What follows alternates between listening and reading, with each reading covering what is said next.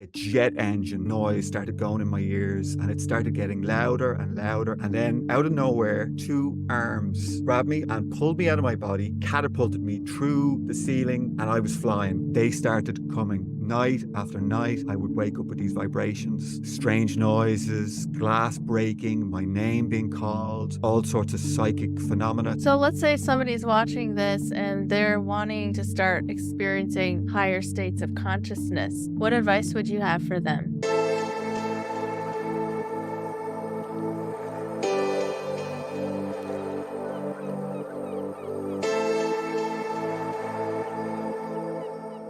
Since the beginning of my podcast 4 years ago, I've had a dream to create a spiritual community where people can come together from across the world and dive deep into their spiritual walk together, just connect with each other so that we don't feel so alone on the journey. And I'm excited to announce that Love Covered Life Community is launching May 1st. I am here today with Gareth Duignam, and he has had a lifetime of out-of-body experiences, profound spiritual experiences, and accessing higher states of consciousness. We're going to learn about his story today. Gareth, thank you so much for joining me. Thank you very much, Melissa. It's a pleasure to be here. Thank you for having me on your great show. Likewise, I'm so excited to dive into your story, and I would love to start by hearing about your out-of-body experiences and how those began in your life. Okay, so I guess I better go way back to my first mystical experience. And happened to me when I was a child, very, very young.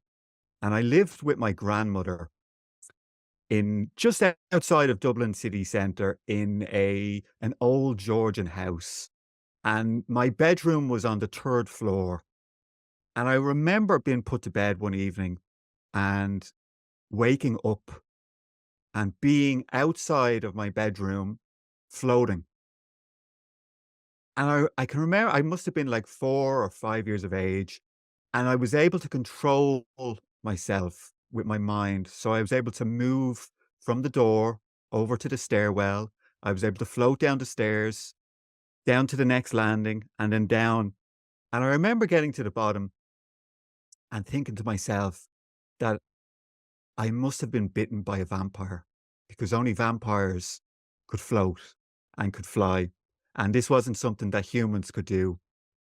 Um, so, this was the mind of a child, right? There was no other explanation. Something had happened. It wasn't normal, and I remember then waking up and remembering what had happened, but somehow thinking that it was just, silly. It was something silly that had happened. It was just something a dream, or my mind had made it up.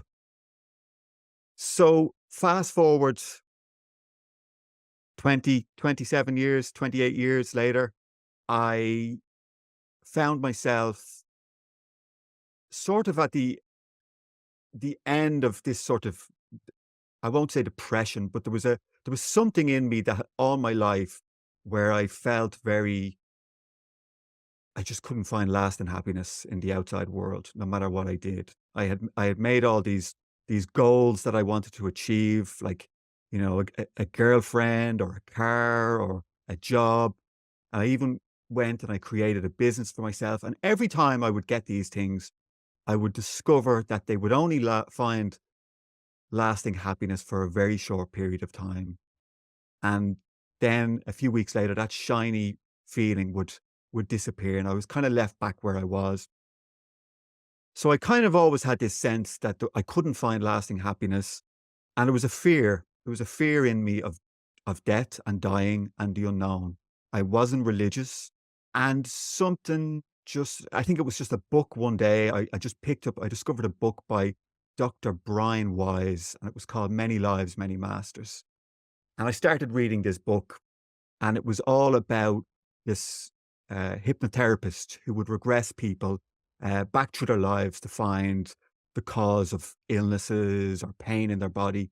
And one day he regressed this patient back beyond where, so that he said, okay, where did this pain start? and he kept bringing him back and bringing him back. And then all of a sudden he brought him back, and he was on like a battlefield in France, and a soldier was driving a bayonet through his chest. And he had found that he had brought him back into a previous life. So this is what really, once I started reading this, I was like, "Oh my God, if if only I can do this, then I'll know that I don't die," because this was a really big thing to me. So that went on, the life in between lives and the past lives thing. I researched all of that, and then I hit a brick wall. And then all of a sudden, I came across a gentleman called Bob Monroe. YouTube was just kind of coming out at the time, and I found Bob's interviews, and he was talking about these out of body experiences. And I mean, I remember coming across him, and he's this lovely l- Southern gentleman from the United States. And he was talking about these experiences where these vibrations would come over him at nighttime, and he would then be able to separate from his body, and he could travel and do all sorts of different things. I thought, wow, if if only I could do that. And I mean, I remember looking at him and kind of feeling into that this guy was really genuine, right? But there was something in me that I had to have this experience. So I went and I ordered every book I could on the subject, and I started reading and reading and started doing exercises. So Bob had all these exercises that he would do, he wrote in his book, and nothing was happening. And I came across another gentleman that was one of your guests recently, Tom Campbell. And Yeah. this was way back before Tom was known. This was like 2010, 2011. And I reached out to Tom online, and I said, "Tom," I said, I'm reading your book, and I said, "I've watched all your videos, and I really want to have these out of body experiences, but nothing is happening." I said, what advice can you give me?" And the next day there was a reply from Tom, and he didn't give me a whole lot of advice. He just pointed me in the right direction. And 2 nights later, I remember waking up in bed at nighttime, feeling vibrations running up and down my body. And I knew what they were because I had read all these books, and I this was like the prelude to an OBE. So they were very, very violent, and they were moving from my feet all the way up to my head and back down.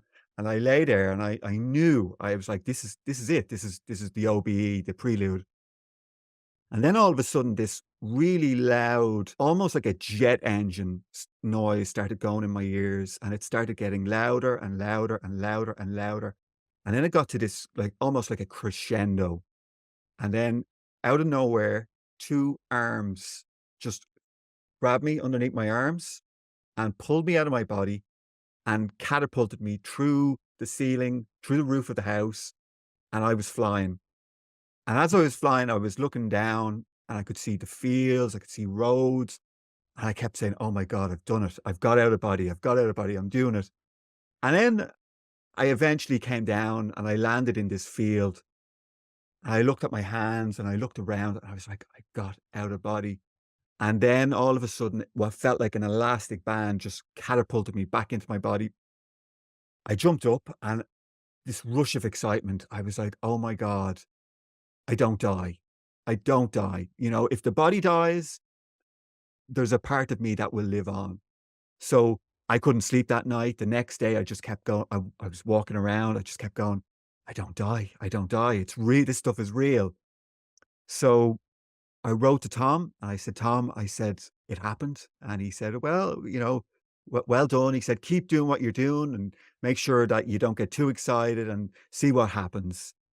So then they started coming night after night after night. I would wake up with these vibrations, strange noises, glass breaking, my name being called, all sorts of psychic phenomena started opening up for me, premonitions, traveling into astral realms. Yeah, it was almost like a whole new world had opened up.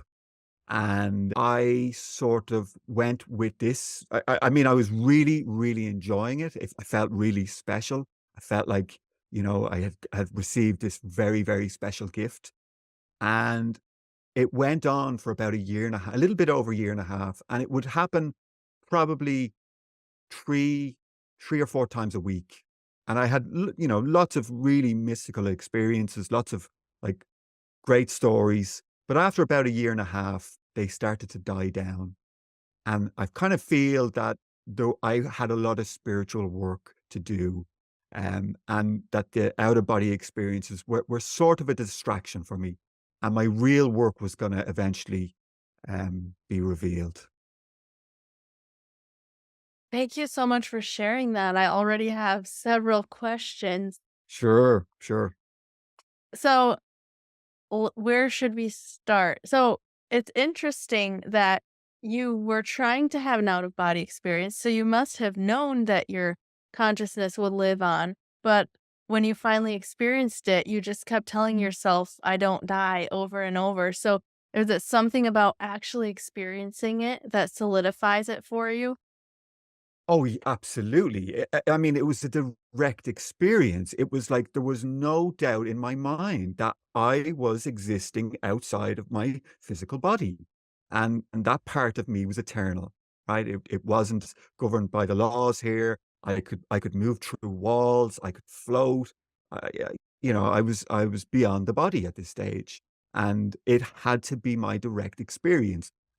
As much as I love Tom Campbell and Bob Monroe, me just simply believing what they were writing about and talking about in their videos, there was still a doubt in my mind that, what if it wasn't true? What if, and I would always have that lingering over me.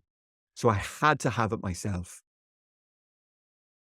And then something you said at the end there was really interesting that the OBEs were becoming a distraction to the real Mm, work that you were here to do. So yes. is and you mentioned that you needed more spiritual growth. So does that spiritual growth have to happen in the body? Oh, yes, absolutely. Yeah. So the body is where it all happens. It's almost like there are rules here. It's a very sticky reality that we have to work out our problems here. It's like in the OBE states and in the dream states, we can simply choose to not face things, right? We can just switch it off, disappear, not deal with that. Here, it's very much we have to, we have agreements, we have marriages, jobs, bosses that we have to see every day, and that's where the real growth comes here in this reality. So, I mean, I had a lot to learn. That cracked me open. That was my first real spiritual awakening to the fact that I exist beyond my body.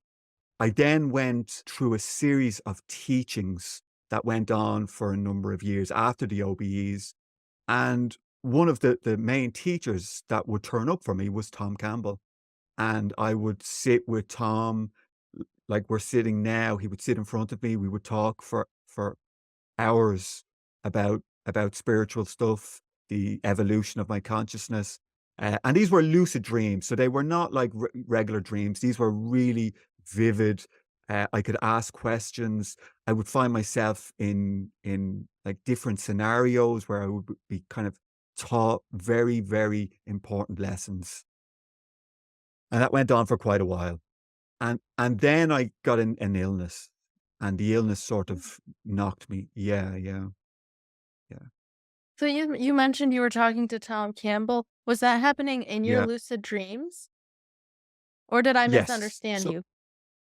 yes, that was happening in my lucid dreams. Yeah. So Tom would turn up. So I actually went to see Tom in 2013 in Spain. That was the first time I went to see him, and I spent 5 days with him there. And I mean, he just had such a big impact on me. Yeah. Was it Tom who was actually sitting there teaching me in the dream states? Tom would probably say no. It was just another aspect of the larger consciousness system. But to me, it took the form of Tom because I had, yeah, such an appreciation of him. That's fascinating. Okay, so you said Mm. that you had a lot of really mystical experiences. Could you maybe share one or two? Okay, so a really, really big one for me.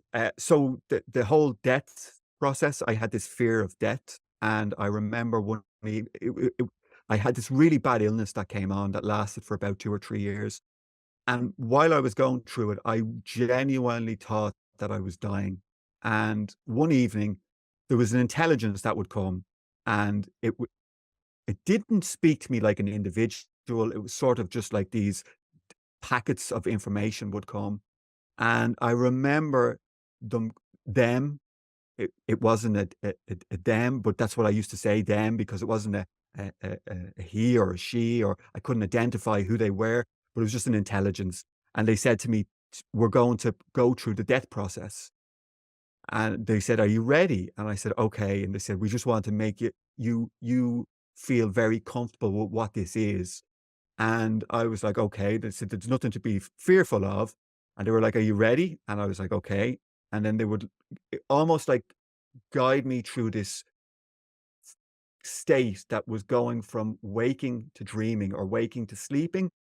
And it was totally painless. And they'd say, "That's what it's like to die." And then I was on the other side, and they'd say to me, "Now we're going to bring you back." And they'd bring me back. And then they'd say, "Okay, we're going to do it again." And they kept bringing me back and forward through that death process until I was completely comfortable with it. And then they said, "That's all there is to it. There's nothing to be afraid of. Let's take this out of your system now."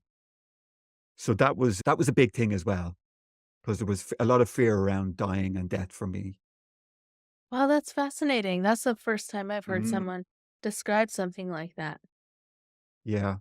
So you were continuing a little bit with your story and saying that you found a set of teachings and then you developed an illness. And I know at some point you started having some really profound experiences of higher consciousness. Could you share how you Yes. got to that point?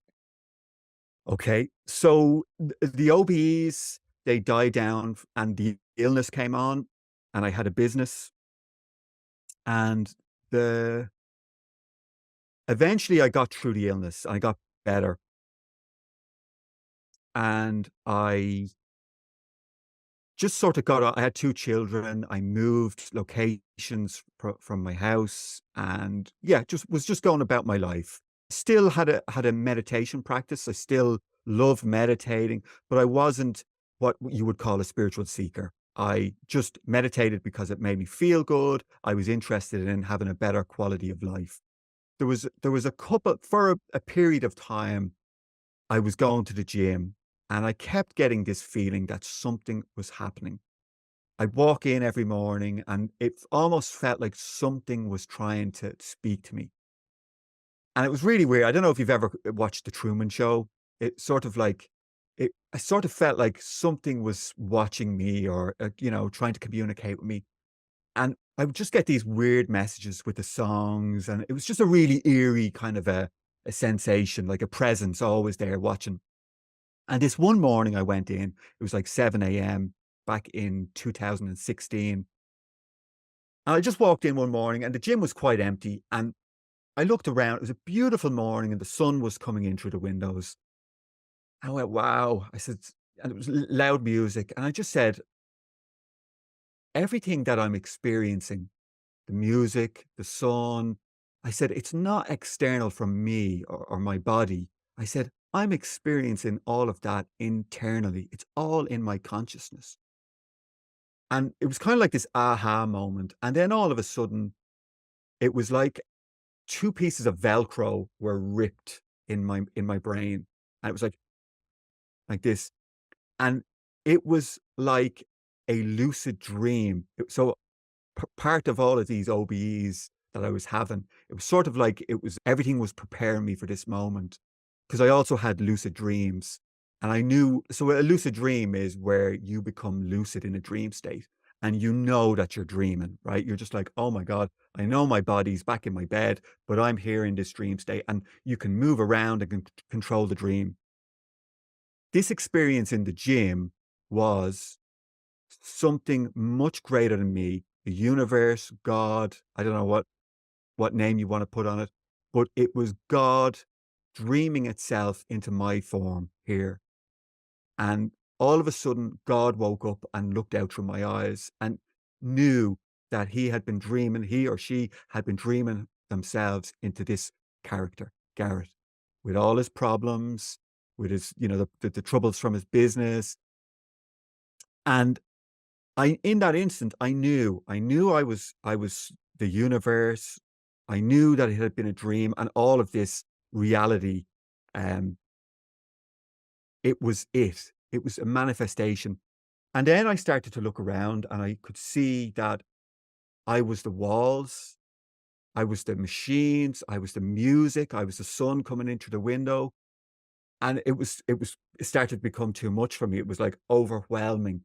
And then I started to look at the people and I was like, oh, so I've just woken up in this character, in this form, right? I've now become lucid, but I'm still dreaming. I'm the one in all of these, but I'm still dreaming in these characters. That became so overwhelming. I sat down, tears started streaming down my face, and it became too much. I had to leave the gym. And I remember leaving the gym with my bag and driving into work just being like incredible. Everything was just beautiful, beauty. I was experiencing intense bliss in my body. And I was different from that day on. That changed me. That was an absolutely massive spiritual awakening that I had that changed my life forever. Wow, that's phenomenal. It sounds like the enlightenment experience that all the masters talk about. And like, we know this, like, a lot of us know this intellectually, that we are one with everything, that we are God dreaming in human form. But to actually Yeah. experience that, it sounds like a whole different thing. Yes. So that was known as God realization. So God realized itself through my physical form. Okay. But my nervous system wasn't able to maintain that. So it lasted the really intense knowing. It was like all the supreme knowledge was flooding in, and I couldn't handle it. Right, I just couldn't. It was too much for me, and it shut down. But I was then left in a permanent state of what's known as self realization. So that the self within me was now awake to the reality of itself. So the next day, I got up, that the aperture of God looking out through my eyes, that had closed down, but now there was a deep peace, an unbounded awareness that was at the center of what I was. And it felt like a really, really tight shoe had been taken off. I felt free. I felt relaxed. I felt, oh, it was just like such a relief that I wasn't what I thought I was, right? I wasn't this individual here with all these problems. I was essentially God in everything, and I knew myself as that. So for about 2 years, I was sort of living in this world of deep peace that was also accompanied by bliss. And each day was sort of like a new day. Every time I would walk out the door, it was like the aperture of a camera would open up and I would start to see myself in nature. So I'd go for walks. And then all of a sudden I could see that I was everything. I was the trees, I was the sun. I would have tears streaming down my face as I was walking. And that went on for about 2 years, and it was really, really incredible. Wow. Okay. I have so many questions. I'm Sure, sure. very interested in this topic because I don't know if you know, but I have pre-birth memories. So I was born with these memories of this kind of bliss. And for most of my life, I was trying to figure out how do I get that back. And so I'm very, very Okay. interested in this topic Yeah. and understanding how to attain these states of consciousness. Yes. So you differentiated between God consciousness and self-realization. And it's Yes. interesting, you said that your nervous system wasn't able to maintain the God consciousness state. So, Yes. what do you have to do to train your nervous system to be able to hold that level of consciousness? Okay. Okay. So then intuitively, something came into my awareness about kundalini. I'll just go back a little bit, right? So just prior to that, I sat on the sofa one Saturday evening and I closed my eyes and I started having a sort of a download, and an intelligence came in and it started to tell me about my real work. And I was like, my real work. And I had been running a business for 15 years. I had 3 retail stores. And all of a sudden it started saying, this is not your real work. Your real work is working with the energy in the spine. And I was like, what does that mean?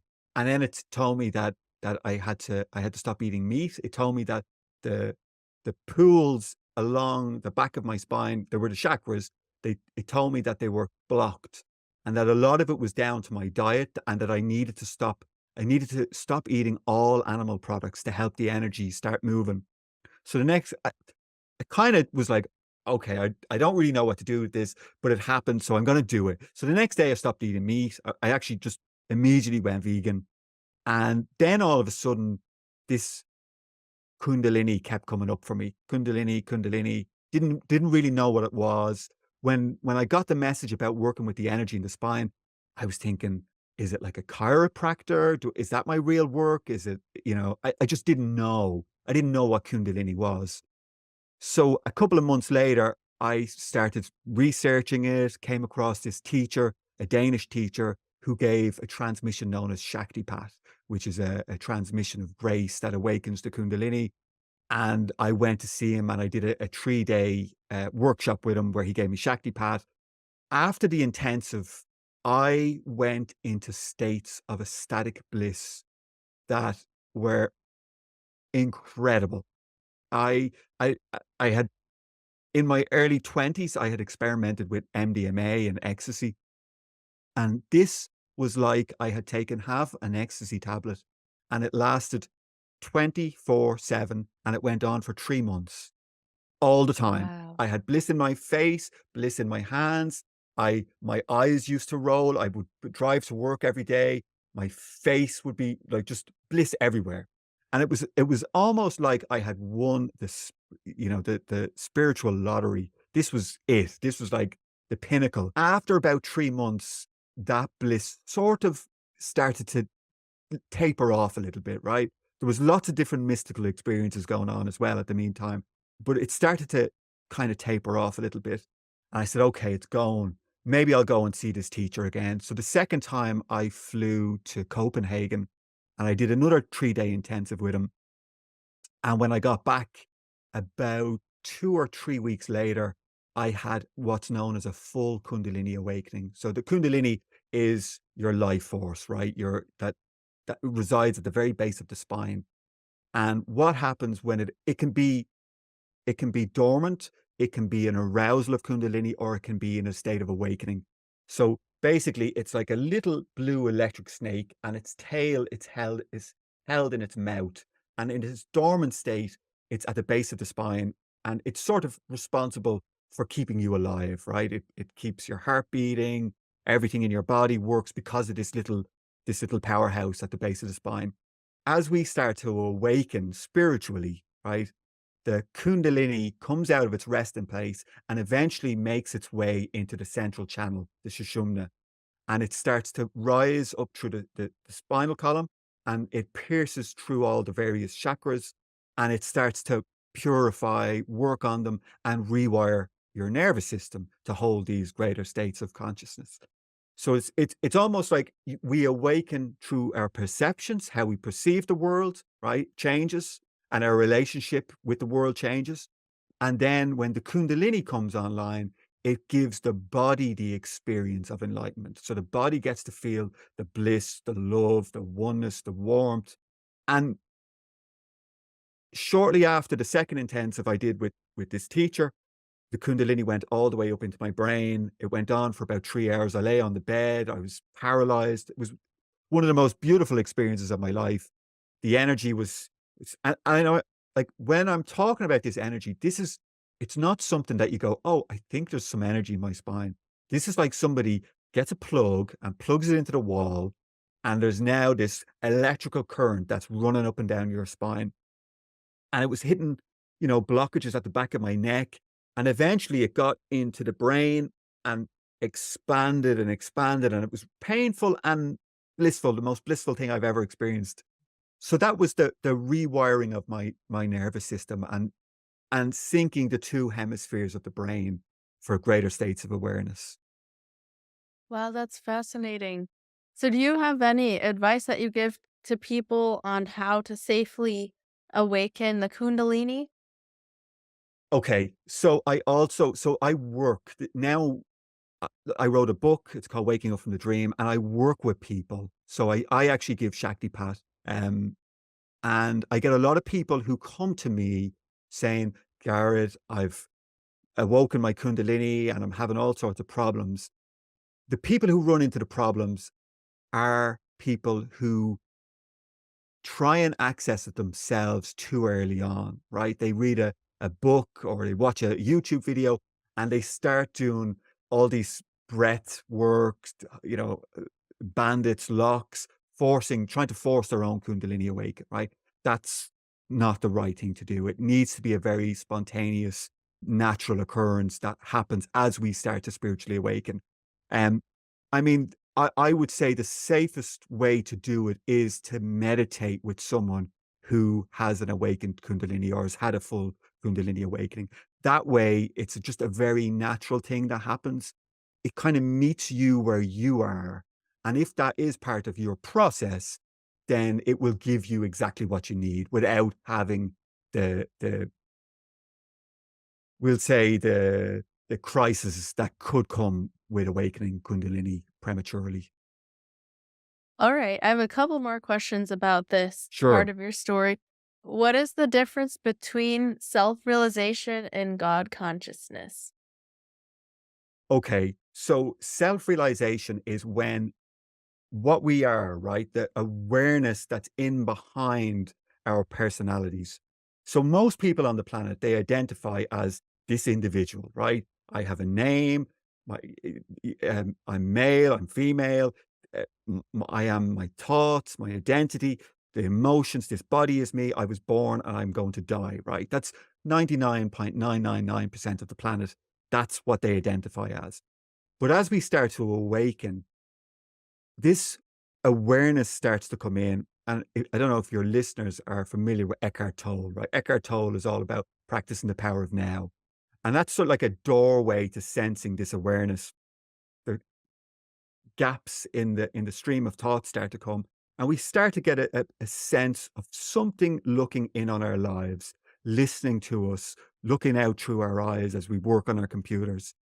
And what self-realization is when that awareness that's in behind, it pivots around or curves back on itself and it becomes aware of itself as awareness. So it wakes up to the reality of itself through our form. Okay.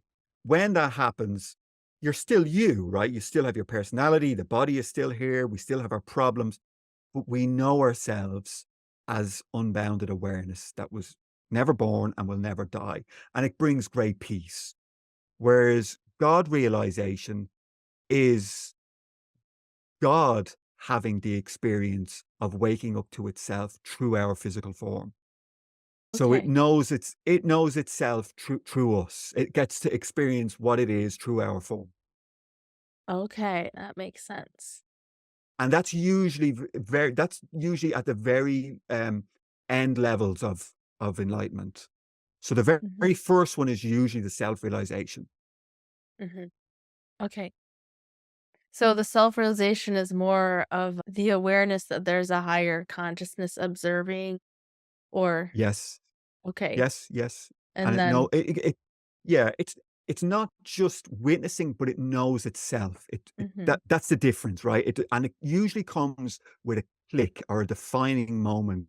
Some people, it's like a tear in the mind or a spark or something, and it's a I'm different after this. This has been a very, like, almost like before and after, right? A very defining point in our lives when this happens. And when it happens, it never goes back. Hmm. And once it happens, it's like, oh my God, this has always been here. How did I not see it? That's usually what happens. Hmm. Okay, interesting. Yeah. The other thing you mentioned that is interesting to me is that you had to give up animal products because they were blocking the energy in your spine. Yeah. And I've Yeah. been led recently to also start eating plant-based and move away from animal products, especially meat in my diet. I'm curious what your perspective is on why animal products block the energy? I mean, I have some ideas, but I'd love to hear from you. Okay. So I think it's very individual. I think for me, that's what I needed to do. I don't tell anyone what to eat or, I never get involved in people's diets. I, 3 years after, I introduced eggs back into my diet, but I don't eat meat. I know some people as they're going through kundalini awakenings who are vegetarian and vegans, and they start craving meat. So it's very different from everybody. For me, it worked. I got the information, I did it, and it helped. Wonderful. Okay, Yeah. well, let's continue with your story. You had this. Yeah. So a little bit after that, I experienced the crown opening. So the crown started to crack open. First little experience, it was almost like a coin-sized hole just appeared in the top of my head, and energy started to come out. It kind of happened when I was meditating. I was like, "Oh my god, what is that?" And it was really, really blissful. And then the second stage, it cracked about 2 weeks later. It cracked and came all the way down to my ears, and it was an extremely blissful. It felt like there was golden honey coming down my face. There was gold light, and that was the second part. It was coming down to around the ears, and it kind of felt like the whole top part of my head was now becoming illuminated. Now, it's not that you could look at me and see that there was this light coming out of the top of my head, but, like, it was sort of internally when I was closing my eyes, there was gold light. Um, and this was sort of like this emergence of love bliss. So I was now starting to, like, have this sense of like, "Oh my god, there's love. I feel bliss all the time, connectedness to everything." Um, a little bit after that, I had a second shift. I was meditating one morning, and all of a sudden, I was shown a coffee mug. And straight away, I knew that the coffee mug was the container of my consciousness. I said, "Oh, okay, that's interesting." And then all of a sudden, the coffee mug started being tapped on prison bars. And I was kind of like piecing it all together as I was seeing it. And the coffee, the bars were like me being imprisoned. And then the coffee mug started being tapped on the bars. And one, two, three. And on the fourth tap, there was an explosion of light inside my mind. The coffee mug shattered. And then the light went out in all directions, kind of like into the four corners of the universe. Everything went bright and really, really silent. And then after about like 15, 20 seconds, it imploded back in on itself. I kind of like sucked back in, all the way back in. And I came back in. I was like, everything got super, super quiet. I was like, oh my God, what has just happened? And it was like this silence was deafening. And I sat there in meditation. I didn't want to move. So I was like, oh my God, this is amazing. And then kind of got up and my day went on. But what had happened was now the subject and the object had collapsed.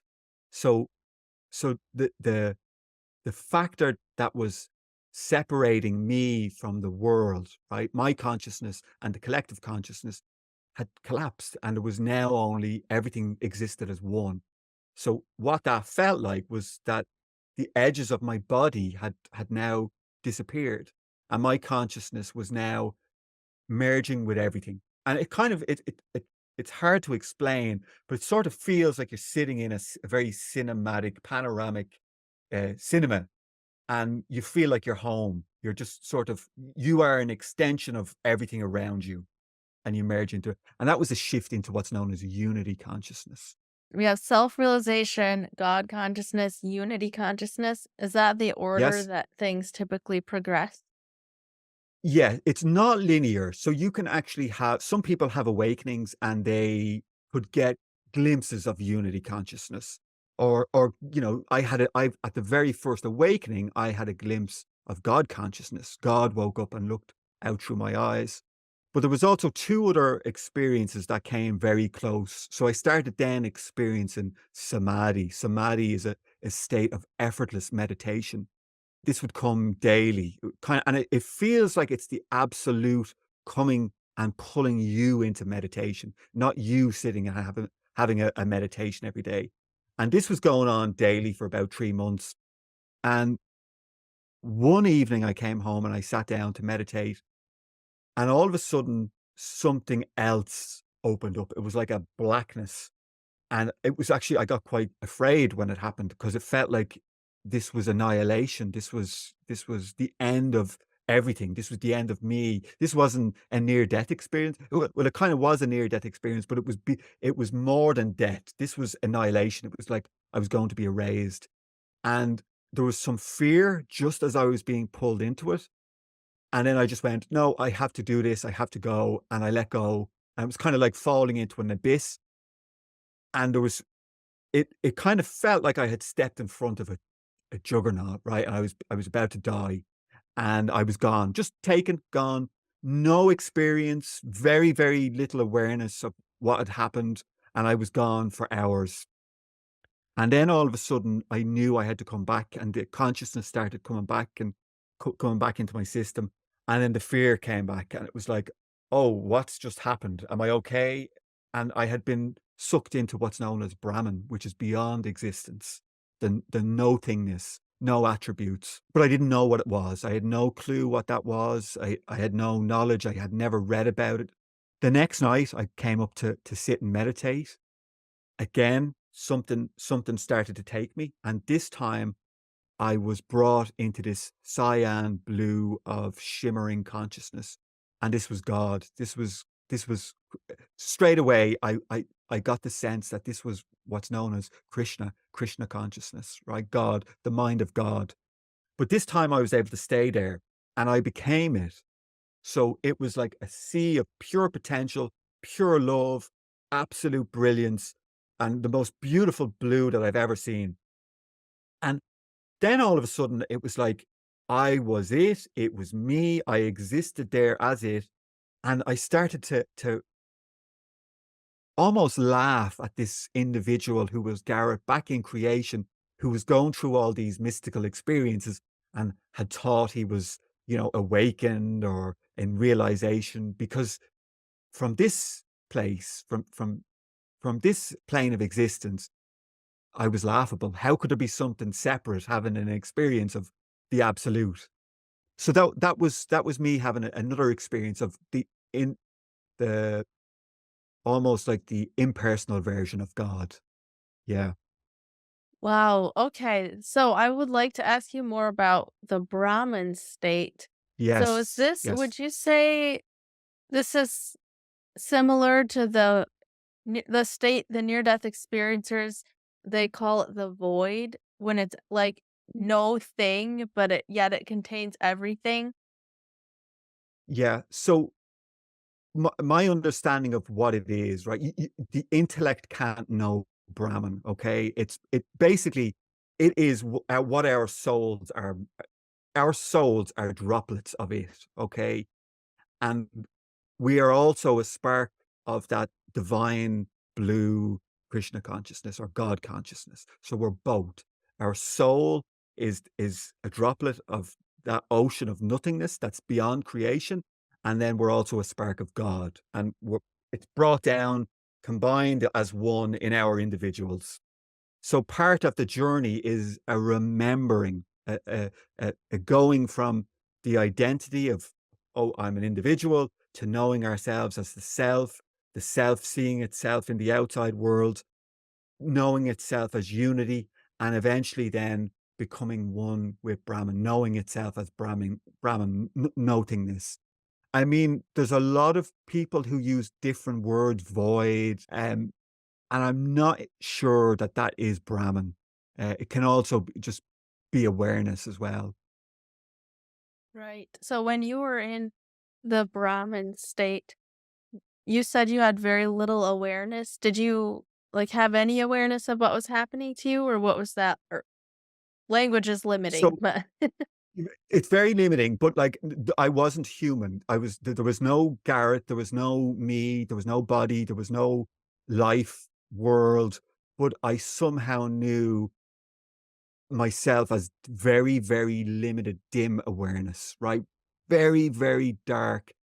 And when I came back from that, it was sort of like, oh, like everything that I'm seeing is sort of like a projection. Everything has been painted on to that canvas of Brahman.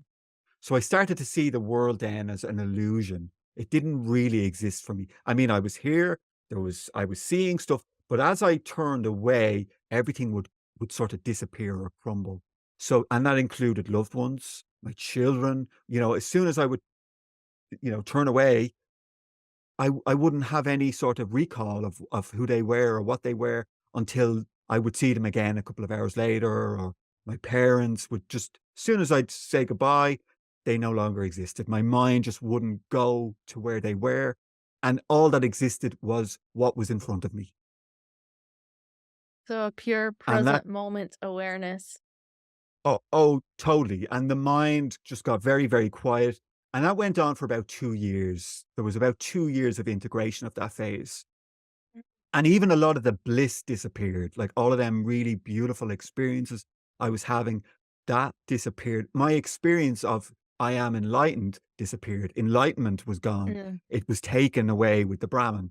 And then it took another 6 months then of coming back into creation. Yeah, that was the next phase known as Parabrahman, where the soul re-enters creation and becomes a dynamic channel then for these greater forces, Sat, Chit, and Ananda, truth, consciousness, and bliss, to then come into onto this planet for change. Okay, so when you were in the Brahman state for 2 years and you were so in the present moment that you were forgetting about people and things that weren't Yeah, in your immediate space, was that yeah, difficult? Was it difficult to live your earthly life? a little bit. I mean, it was in a sense of like I felt like I had broken the human. It was like I'm not. That's what it felt like. It felt like I was no longer human. The humanness had been taken away, and I felt like a ghost. I felt like I was kind of just here, but not really here. Loved ones. I mean, I could still have compassion and love in the moment, but it was like that part of me that used to be warm and loving and caring, it just seemed to have vanished. It really did. It was, it wasn't that I immediately became like, a bad person or I didn't care about people, but there was just something that was taken away. And it wasn't that it was bad, it was just part of an unfolding and it was part of a process. And what came after was even better, right? What was taken away was been taken away for something better to come in. Wow, I feel like there's so much more to unpack here, and we're getting close to our time. But let me just ask you, what what is it like now in the state of Parabrahman after going through all of those different stages of consciousness? Okay, so the state of Parabrahman it sort of feels like there's a liquid light. The soul comes back in, it reemerges back into the body, and now all of a sudden it starts filling. It's like this liquid light starts flowing in, and this is not just a defining moment. This takes time, and it was going on for months and months.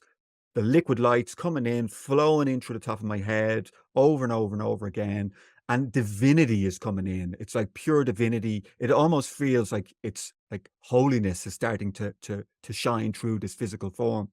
And what happened was, what came with it were these divine forces, these lights, Sat, which is true consciousness. So this is this energy that works, that becomes very organized around me. It comes in, it it helps the people that I work with when they meditate with me, it starts pulling their soul back into the ocean. There's also the Shakti energy. So when the kundalini went up, it then turned into this beautiful field of Shakti, which is a feminine energy, very warm and loving. And it's a very sort of like, it's almost like a blanket that comes around. And that's what can stimulate the kundalini in others. So that's what I do now. I work with other people, helping them to go through them different stages of awakening. And them energies come through me. And yeah, it's a very nurturing group that I've created. Lots of people from all around the world come and meditate with me online. I have a group, and it's free. I mean, anyone can join. They can just find my website and come on and meditate in the group and experience these energies that help speed up the whole spiritual awakening process. So let's say somebody's watching this and they're wanting to start experiencing higher states of consciousness. What advice would you have for them? I'm okay. So it's not it's everybody's birthright, but it's not available to everybody because we're not all on the same level, right? Now, I would imagine that a lot of the people who follow your podcast, your listeners, your viewers, they're probably interested in spirituality. And the fact that they're watching stuff like this probably means that they're ready to have, spiritual awakenings and, to experience this. So, I mean, like, I have a YouTube channel where I put up meditations. So they could even just go onto my YouTube channel and start meditating with the, the recordings that I put up. And the recordings contain the transmissions. So some of my meditations are 4 and 5 years old, and there's constantly people saying, "Oh my God, I just sat with your meditation. I could feel all this energy. I can feel heat in my spine." So yeah, they can turn up in my Zoom and meditate with the group. Wonderful. Well, Gareth, I would love to give you a chance to share, and you shared a little bit about your group and your meditations, but is there Mm. anything else you have going on? I wrote a book, so I have a book that is on Amazon, and it's also on Audible in the audiobook version. It's called Waking Up from the Dream, and it details my life from very early on, all the different stages of awakening. Yeah, and I mean, it kind of gives you a roadmap of what this is and what to expect, and people can find it on Amazon. It's yeah, or turn up in my Zoom group or my YouTube channel. TrueSpiritualAwakening.eu is the website. All right. Well, I have one final question for you if you have time. This Sure. is something I ask a lot of my guests who have experienced a higher state of consciousness of some kind. What are your beliefs on why we are here living these limited human lives? Mm. Okay. So you, you spoke about having pre-birth memories. I also had something similar. I know where I exist when I'm Mm. not in a body. I wrote about this in my book, and the way it's explained to me when I was there is that the time is very different, right? So when you're there, time doesn't feel the way it does here. And 20 minutes there is like 80 or 90 years here on this planet. And it's sort of like the awareness that I have when I'm there is that in between lives, I can choose what things I want to work on, right? So I came here to work on so some of the energies, I was shown my 3 past lives. They were all revealed. And then I was shown where I reside when I'm not in a body. So it's almost like a VR headset. Like I was told that you just come up, you put your face into the VR headset, and then you're back down into a body to have a human experience. Because this is where we we have these beautiful bodies that give us instant feedback, right? We do something, we have intuition, we have all of these emotions and feelings that let us know if we're doing the right thing, doing the wrong thing. We get to experience bliss through these bodies. We get to have spiritual awakenings through these bodies. A lot of that stuff doesn't happen when we're not in the body. So I don't know, did I answer that okay for you? Yeah, yeah, absolutely. Gareth, thank you Yeah, so much. Thank you for being willing to share your story. I'm so glad that you reached out to me. This has been a fascinating conversation. it's been a pleasure. Thank you so much. Of course. Thank you for watching and listening. Your views, likes, comments, and shares truly make the biggest difference in supporting this channel. Don't forget to check the show notes for all the links to today's guest, as well as my links. You'll find me on social media at Love Covered Life, my website, lovecoveredlife.com, and the Be a Guest link for anybody who would like to be a guest on the channel. I have great news. Love Cover Life podcast is coming available on audio podcast. You can find it wherever you listen to your audio podcasts.